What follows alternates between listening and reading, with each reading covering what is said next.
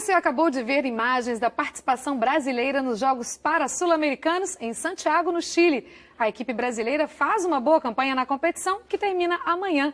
E agora a gente conversa com um dos responsáveis pela maior visibilidade do esporte paralímpico do Brasil, Clodoaldo Silva, o tubarão das piscinas. Clodoaldo, um prazer imenso receber você aqui no estádio. O prazer é meu. Muito bom poder estar aqui, falar um pouco do Clodoaldo Silva, falar um pouco da vida pessoal e profissional e também do esporte paralímpico. Isso aí.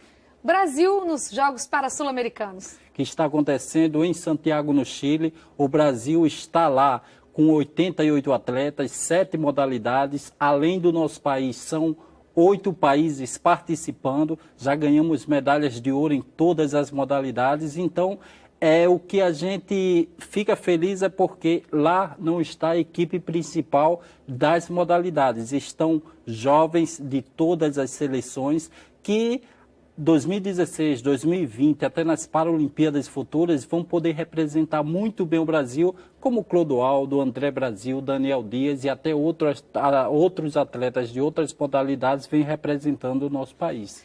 Já que estamos falando do ano de 2014, o ano de 2013 para você não foi um ano muito fácil, né? Final do ano você teve uma lesão e acabou não treinando. Você voltou a treinar? Isso aí, voltei a treinar firme e forte. Há 3 semanas atrás recebi um convite para poder estar indo treinar e morar na cidade de São Caetano, em São Paulo. Essa cidade está fazendo o centro referencial de natação. Então, além de mim, vão ter outros atletas da modalidade participando desse projeto lá em São Caetano do Sul.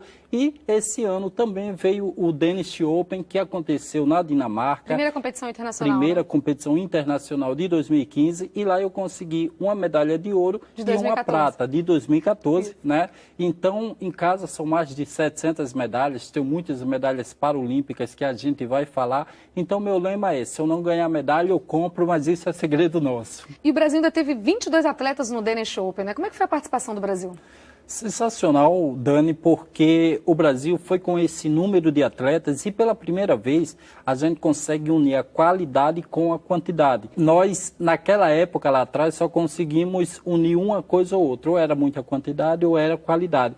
E agora não, a gente consegue unir essas duas coisas, né? E na Dinamarca não foi diferente. Então conseguimos poder estar ganhando muitas medalhas, ouro, prata e bronze. E o grande destaque da competição foi o Thalisson Glock, esse garoto que tem apenas 19 anos de idade, é uma nova revelação que já não é nem mais promessa, mas é uma consolidação da classe S6 e ele lá conseguiu o melhor índice técnico da participação brasileira. Né? Então foi um campeonato que o Brasil se saiu muito bem e eu fiquei muito feliz, por quê? Porque lá eu consegui uma medalha de ouro e uma de prata e o meu grande objetivo não era conquistar essas medalhas, porque muito melhor que ganhar essas medalhas foi conseguir nadar as provas sem sentir dor, já que eu venho de uma lesão muito séria desde o ano passado. 2 hérnias de disco, né? Como é que está a sua recuperação? Pelo visto está boa, né? Está muito boa.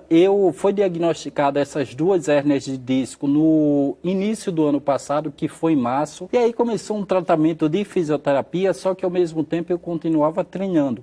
Porque em agosto de 2013 tinha um campeonato mundial de natação que aconteceu em Montreal, no Canadá. E aí batemos o recorde para pan-americano do revezamento, né? Conquistamos a medalha de ouro em agosto e depois dali, como não ia haver mais nenhum campeonato importante, eu parei por recomendação médica só para fazer a fisioterapia. Em 2014 eu voltei com força total, tanto que eu já estou de mudanças para São Caetano, em São Paulo, para poder treinar e morar lá. E esse treinamento em São Paulo, você está dizendo que está se mudando para São Paulo agora para começar um novo ciclo de treinamento, Um novo ciclo de treinamento, porque em São Caetano, no início de 2014, foi criado o Centro de Referência da Natação. E lá já consta 9 nadadores e eu fui convidado para fazer parte dessa equipe. Você ser responsável por essa grande visibilidade do esporte paralímpico de um modo geral, como você se sente assim, sendo inspiração para muitos jovens atletas? Primeiro que eu me sinto muito velho, né? Porque quando falam que é exemplo, inspiração, que começou a visibilidade, nossa, o Clodoaldo deve ter uns 50, 60 anos, mas eu tenho 35 anos de idade. Mas muita história. Pois é, muita história para contar, mas eu fico com muita felicidade, porque eu nasci em Natal, no Rio Grande do Norte, e até então nasci com a paralisia cerebral, comecei a nadar como fisioterapia e nos meus melhores sonhos, eu nunca imaginava participar de Paralimpíadas e ganhar tantas medalhas de ouro. E também não imaginava que a visibilidade do esporte paralímpico pudesse acontecer, principalmente no nosso país, que é o país do futebol. Mas em 2004, eu costumo elencar o antes e o depois de Atenas, que foi lá que eu consegui 6 ouros e 1 prata e tudo mudou. Foi um marco, né? 2004. Foi um marco, porque até então... Nunca nenhum atleta tinha ganhado tantos ouros numa Paralimpíada. E o mais importante de ter ganho todas essas medalhas foi o que essas medalhas trouxeram, não só para o Clodoaldo Silva, mas para todo o esporte paralímpico. Porque antes, as pessoas ouviam falar que os atletas com deficiência iam para outros países, conquistavam medalhas, faziam melhores campanhas de todos os tempos, mas chegava aqui no Brasil e tinham aqueles 15 minutos de fama e tudo acabava. Em 2004, fomos para Atenas e ali eu conquistei 6 ouros e 1 prata. E voltando para o Brasil, eu tenho aquele mesmo pensamento, vai ser mais 15 minutos de fama e tudo vai acabar. Só que aconteceu o oposto. O Clodoaldo veio com todas aquelas medalhas, se tornou celebridade, se tornou popstar no Brasil, ficou até mais bonito com todas aquelas medalhas. E aí surgiram várias oportunidades para eu trabalhar com projetos sociais. Depois dali eu comecei a fazer uns trabalhos muito legais em Natal, no Rio Grande do Norte. Você tem o Instituto Clodoaldo Silva. Tem o Instituto Clodoaldo Silva lá em Natal, que infelizmente por causa hoje dos meus objetivos em 2016, eu está um pouco parado, embora a gente atenda criança, mas a gente deu uma desacelerada para que eu possa apenas me dedicar à natação até 2016, mas retornando para Natal, que esse é o meu grande objetivo de vida, eu quero começar novamente para ele ser referencial. Desde quando você começou, o que mais mudou no esporte paralímpico em termos de apoio, reconhecimento? O que mais mudou de quando você começou? O respeito da sociedade com essas pessoas, não só atletas, mas eu acredito que o esporte paralímpico deu visibilidade para os atletas, para as pessoas com deficiência que não são atletas, a respeitabilidade. É claro que a questão da respeitabilidade da cultura tem que melhorar ainda, porque muitos me perguntam, Clodoaldo, hoje você sofre preconceito, você sofre discriminação? E eu falo que não, porque eu já ganhei muitas medalhas, sou reconhecido, tenho um lugar de destaque na sociedade. Mas eu ainda acho que o maior preconceito, a maior discriminação é quando eu vou a um shopping, quando eu vou a um cinema, quando eu preciso sair de casa e eu não encontro um ônibus acessível, quando eu encontro uma calçada que não tem rampa. Então eu ainda acho que essa é a maior discriminação e maior preconceito. Mas eu, como brasileiro, tenho esperança e sou muito otimista que, com esses grandes eventos monumentais que vão acontecer no Brasil, como Copa do Mundo, Olimpíadas e Paralimpíadas, essa questão a questão da sociabilidade e questão de cultura possa mudar no nosso país. 4 Paralimpíadas, 13 medalhas paralímpicas. Como eu te falei anteriormente, nos meus melhores sonhos eu nunca imaginava conquistar tantas medalhas e essas medalhas se transformarem em algo maior, né? Então eu tenho, minha primeira Paralimpíada foi em Sydney, 3 pratas e 1 bronze, depois vieram Atenas, Pequim e depois veio Londres. E foram muitas conquistas em ciclos diferentes, mas eu acredito que de todas essas conquistas, a que eu me lembro com mais alegria, com mais felicidade, foi na conquista da medalha de ouro no revezamento 4x50 livre, que foi em Atenas 2004. Esse foi o momento mais marcante? Esse foi o momento mais marcante. Por quê? Porque naquela Paralimpíada foram 6 medalhas de ouro, só que 5 foram individuais. E eu ia disputar a 6ª medalha de ouro com a equipe, com o revezamento. E até então, os meus companheiros não tinham tido o sabor do que era uma medalha de ouro, prata ou bronze. E nós não éramos favoritos, mergulhamos na água e conquistamos aquela medalha.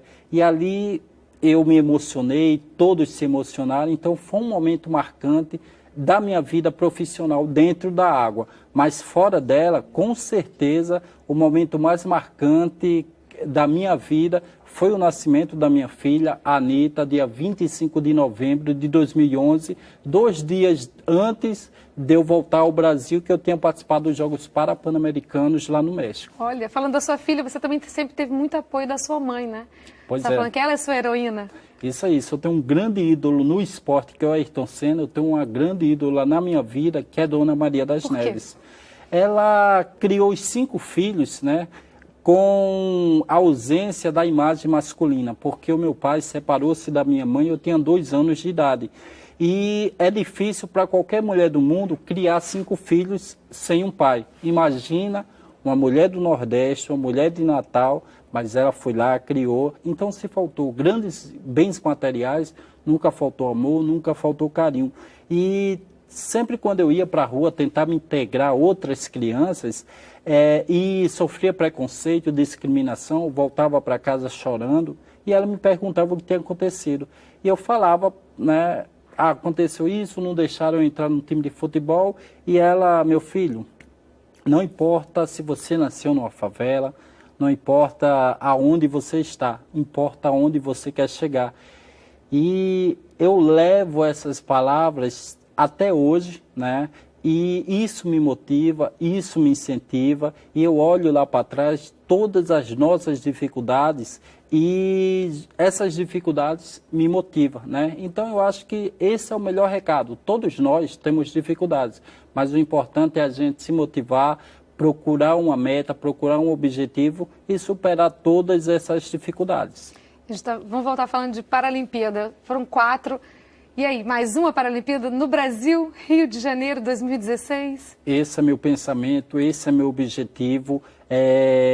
Em 2012, antes dos Jogos Paralímpicos de Londres, eu tinha o pensamento de me aposentar, né?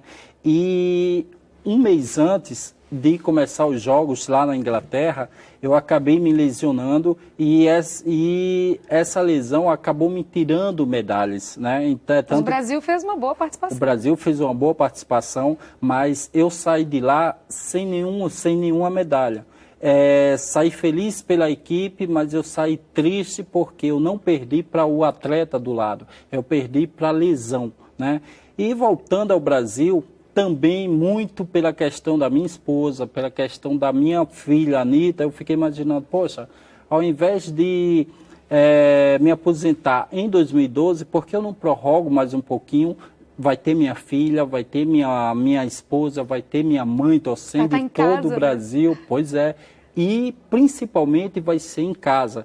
Então, é 2016 que eu quero pendurar a minha sunga. Então, Você vai conseguir parar mesmo em 2016, Clodoaldo?